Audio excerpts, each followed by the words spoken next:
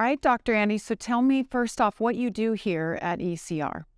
Well, for many years I was the engine technical director, which meant my role was to work with a team of experts developing the engines that we send to not only the Cup tracks, but Xfinity and other forms of racing. About 4 years ago or so, I got old enough where now I'm just considered the old technical guru who hangs around and doesn't really have any direct responsibilities other than to help and cheer everybody on. I like that, technical guru. So you've seen sponsors come and go. This partnership, though, with Lucas, why does this make sense for ECR and RCR? Well, Lucas has been in racing for a long time, long before they came to NASCAR. We would look at Lucas in racing and be a little bit envious because the oils that we worked with before were not racers.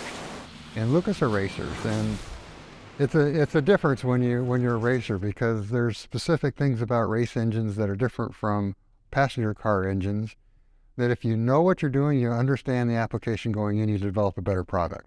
When we had an opportunity to pair with Lucas on developing an oil with NASCAR, we were pretty excited about it. We knew it was going to be good, and it's been a very fruitful relationship ever since. So tell me how that works. Why is oil so integral in what you do? Because there's different avenues that you need to use their products. Well, oil is like the blood that flows through your veins. It's a pretty important part of a car, and race cars are different than passenger cars in that it's very high speeds, very high loads, so components are subjected to a lot of forces, a lot of heat, a lot of wear. So lubricants become essential, and having the right lubricant not only helps you from a wear standpoint, because friction is manifested as heat and wear, but it also helps you from a power standpoint. Every horsepower that you reduce from a frictional loss standpoint is one more horsepower that you're making going to the rear wheels. So a good lubricant is critical for us to both last and to win. So how do you test the products, the lubricants, the oils? How do you test those things to know that that is going to be what you need to go win on Sunday? Well, the final test, I'll start there and we'll go backwards. The final test with oils, like with anything else we do, is we now have the opportunity, we have the ability to run complete races in our dynamometer test cells in our engine facility. So we can take any track, any weather condition, any driver, and we can run the race exactly how they would run it, including pit stops, including restarts, including everything. So we can run it in our facility with a very highly instrumented engine that lets us look at how all the engine parameters are performing, temperatures, pressures, horsepower, torque, everything that's going on. We can monitor what the engine's doing, and we're also able to separate out engine friction from engine power while the engine is running with the sensors that we have in it. So having all that knowledge allows us to know exactly what the oil is doing over the entire life. Now realize in a race car, the entire life is race distance plus 1 mile. So in our worst case, our oils only have to last for 650 miles or so versus someone in a passenger car who might decide they don't ever have to change their mile, might sit in there for 15,000 miles. So oils are different from us in that they're operating in a very controlled situation. The temperatures, the pressure, we know exactly how they're going to operate. We know how long they're going to operate for. And so with Lucas, with their expertise, we're able to optimize the oil around that exact specification. So your home car, you're supposed to change the oil every 10 to 12,000 miles, right? How often are you actually swapping out the oil in a race car? Well, we swap out certainly after every race. And depending on, for instance, Daytona or races where you might have more practices or you have a qualifying race, then we'll probably change oil between practice right before the race. So like I said, pretty much the worst case will be just a little bit more than the race distance that the oils will ever get. But another thing, let me point out too, that these oils, before we start the race, we preheat the oil, we preheat the car, we circulate oil through the engine before the engine even runs. So it's much different than a passenger car where you might go out when it's 0 degrees outside, start it up, put the pedal to the floor and take off. So we don't have to worry about things like extended oil change intervals. We don't have to worry about detergents that might offer cleaning properties for somebody who only changes their oil once a year. We don't have to worry about catalytic converters, which opens there's many constituents that can help you from a friction standpoint that poison the catalyst and converters. So knowing all this going in, which Lucas is very well aware of, is what allows you to optimize the oil. And they're experts not only on racing, they're experts on passenger cars. So Lucas having the ability to optimize oil for race applications, they also have that same ability to optimize oil for a passenger car or for a lawnmower or for anything else. So that expertise is something that makes their product something we're really proud to have. Now, have there been over the years times where you're like, we really need a solution for this problem, and you're able to work with a company like Lucas to find that solution?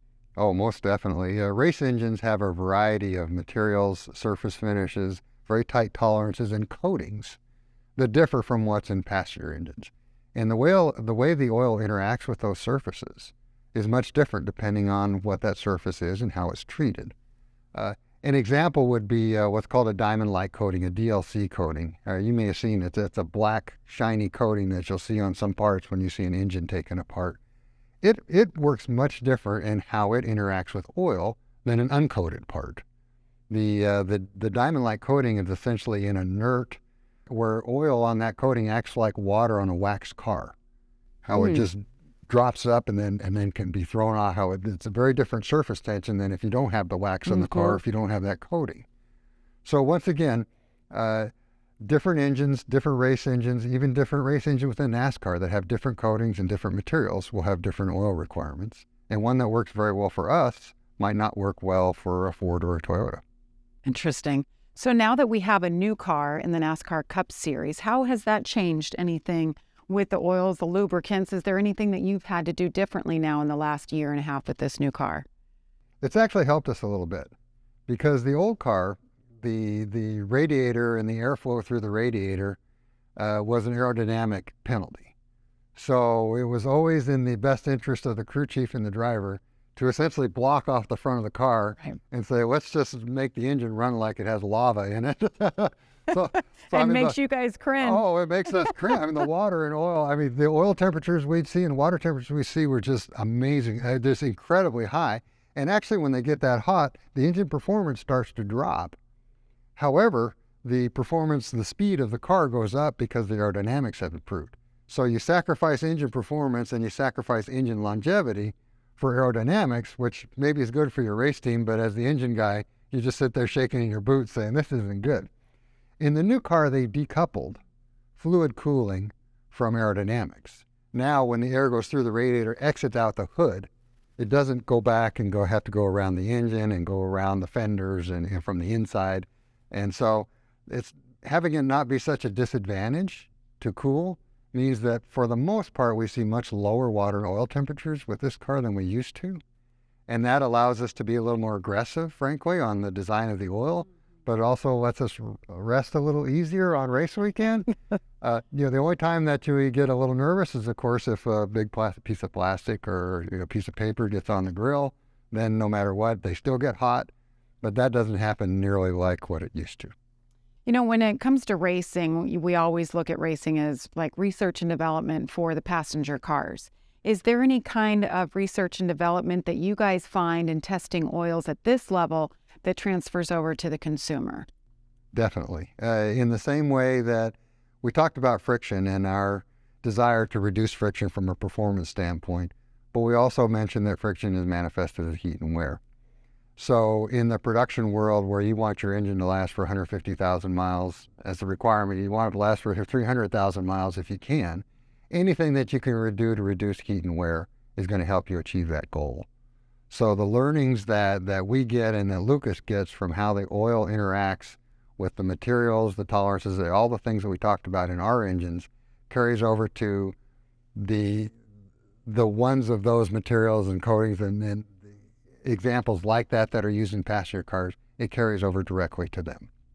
Obviously, we see the world moving in different directions, and hybrids, a lot of people driving hybrids at home, maybe even we're hearing maybe in racing it'll be implemented at some point. How does that impact just what you do with the engine and the lubricants and oil there?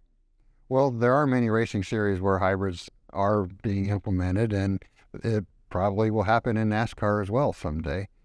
What a hybrid engine does for you, or a hybrid power plant does for you, generally is the electric part of the propulsion helps you when you're just doing stop and go. For instance, when you're starting out from a stoplight in a car, or you're leaving the pit road, leaving your pit stall in a race application. And that's actually where wear is the highest. What having a hybrid does is it allows us to focus on lubrication when the engine is running pretty much at a steady state, full power condition, as opposed to having to worry about the start stop and those conditions where most of the wear occurs. So that's a big advantage from a lubricant standpoint, because once again, it allows you to target the lubricant to a very narrow range of application where you want it to work best. So how do you evaluate how the oil performs? The first step is to understand how the oil interacts with every rotating and reciprocating component in the engine. They're all different. The tolerances, the materials, the surface finishes, the coatings, everything is different about every single interface. So we need to know how the oil is going to interact with every single one of them. And to do that, we actually have a facility that allows us to isolate each rotating and reciprocating interface in the engine and study it from a friction standpoint. So we'll do that, make sure the oil performs as well or better than what we were hoping on all of those components. Then when you put them together and you have the whole engine assembly and you test it, you already are going in there from a position of knowledge that this oil is going to work well, and it's essentially just a validation at that point. Well, that leads me into this question. How does Lucas compare to the competition? We feel like we have a competitive advantage. Actually, we know we have a competitive advantage with Lucas oils. The chemists at Lucas are excellent in being able to optimize oil for this application. Many of the oil manufacturers hope or believe that they can just take an off-the-shelf oil and put it in a NASCAR engine and have it perform just fine. Well, that's not the case. And they'll either suffer a huge degradation in performance, or they'll fail prematurely. So we feel like each and every week we go out there with our Lucas oil, we have an advantage over everybody we're racing against that doesn't have it. Dr. Andy Randolf, perfectly said. Thank you so much for your time. Thank you, Jamie.